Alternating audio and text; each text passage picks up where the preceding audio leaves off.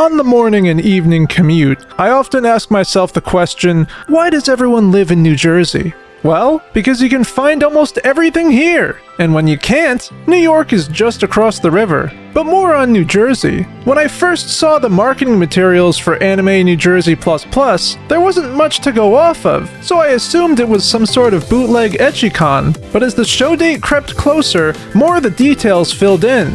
They were holding the North American premiere of Shark vs. Ninja? They had well-known guests like Johnny Young Bosch? They gave you a nice laminate badge and a sturdy program guide? And it was all housed in a hotel with free parking? Amazing! With how professionally everything was done, you'd think that this would be their 5th odd year doing this. But no, this is their 1st year. Take that all in for a moment. Day 1 went off without a hitch. Despite being a smaller space, it never felt lacking. Artist Alley featured some brilliant artists, most of whom are on the same caliber as those you'd see at Anime New York City. Across the hall, the dealer's room offered official merch, confirmed, and a concerning amount of Funko Pops, not pictured here. The video game room had a varied assortment of multiplayer fighting games, and even a TCG section for those interested. Not to mention, there was a wide variety of panels and main events sprinkled throughout the day. There's really a little bit of everything here. Best of all, no lines! With Anime New York City and its crowd still fresh on my mind, Anime New Jersey was a nice... how can I describe it? You know that warm, relaxing feeling you get after you take ibuprofen and your headache goes away? Anime New Jersey was like that feeling of relief after suffering through a New York-induced migraine. So how did this happen? How does a brand new anime con stick the landing?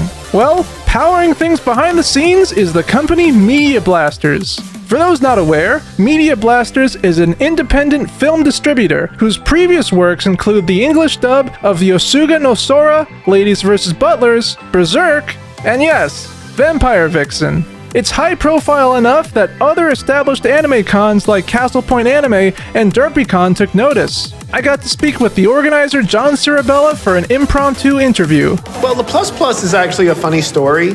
I was an old programmer back in the day, and I used to program in C++. So what we're trying to say is that it's not just anime. Plus Plus represents the other stuff too. What we want to do is basically every year try to do it around a special guest. This year was Sakamoto, but also like a premiere screening. Sakamoto did Ninja vs. Shark. Next year we'll find another director or someone we're working with, and he'll have some premiere movie he wants to show, and we'll do something around that. Unlike a lot of other anime cons, Anime New Jersey doesn't shy away from the 18+ market, having a whole separate dealer room for those with the red wristband. Honestly, based, physical media may be on the downturn, but at least those spicy anime discs won't suddenly brick themselves if you can't connect to the internet. On Friday, I attended a dance performance put on by Heavenly Maid Cafe and Butler. Sadly, filming was forbidden, so enjoy this black screen. Saturday, I attended a Genshin panel and a Power Rangers panel, hosted by the voice actor of Yu Narukami. Izanagi! Saturday was also the North American premiere of Shark vs. Ninja. With a name like that, I had to give it a watch. Let me tell you, it was wild.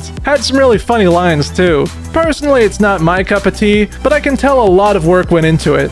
On Sunday, I attended a presentation put on by JET alums, and confirmed that I definitely don't want to be an English teacher in Japan.